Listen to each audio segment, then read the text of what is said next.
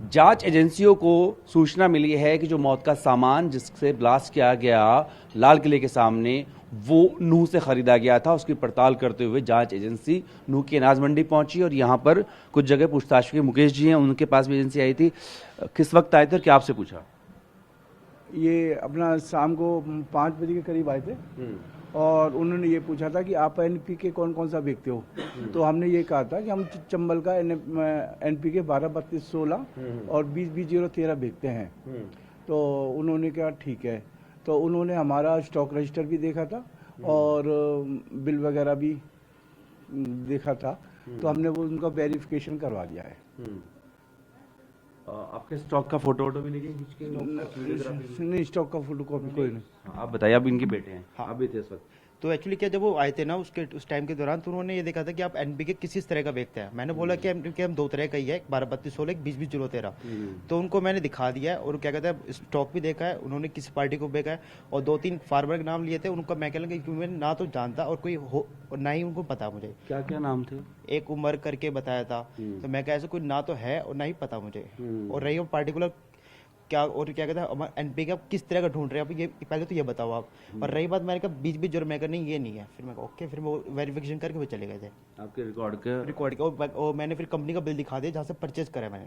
उमर जिसके बारे में पूछ रहे थे, आप जानते हैं कौन है वो? नहीं, नाम तो सुना होगा, ब्लास्ट में जो नहीं। मारा हाँ, गया। ब्लास्ट वो अभी सुना है। ब्लास्ट में जो आ रहे हैं ना, ब्लास्ट में। उनका वैसे ये अखबारों में या कोई न्यूज़पेपर में जो आ रहा है, न्यूज़पेपर के माध्यम से हमने। खाली नाम पूछा, फोटो भी दिखाया कि नहीं, हमें फोटो वोटो कोई नहीं दिखाया भाई। तो गाड़ी का जिक्र नहीं, किया? कुछ नहीं।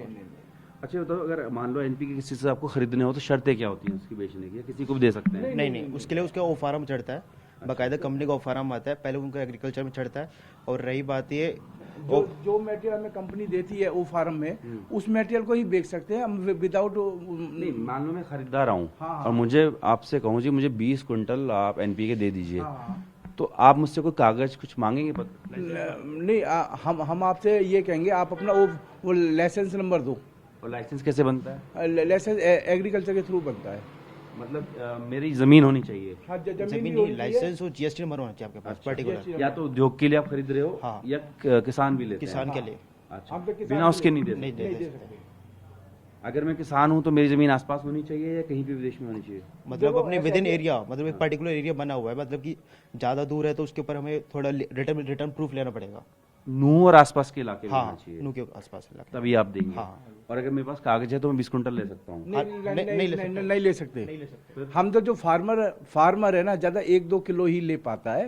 अच्छा। एनपीके अपना चाहे 12-32-16 हो या अपना 19-19 हो या 20-20-0-13 हो, वैसे नहीं दे सकता किसी को। अच्छा, वो कौन से एनपीके के मॉडल की तलाश कर रहे थे? वो पर्टिकुलर सोडियम नाइट्रेट उनके ऊपर था, ये आपके यहाँ बिकता है। तो मैं क्या हमारे ना तो सुना ना हमारे यहाँ बिकता। ये पर्टिकुलर हमारे पास दो ही है एनपीके 20-20-0 और 12-32-16 बस। तो कुछ आपको बोल के गए, कोई जानकारी मिले तो हमें हाँ बता रहे, कॉन्टैक्ट नंबर देखे। कॉन्टैक्ट नंबर भी देखे। ठीक है।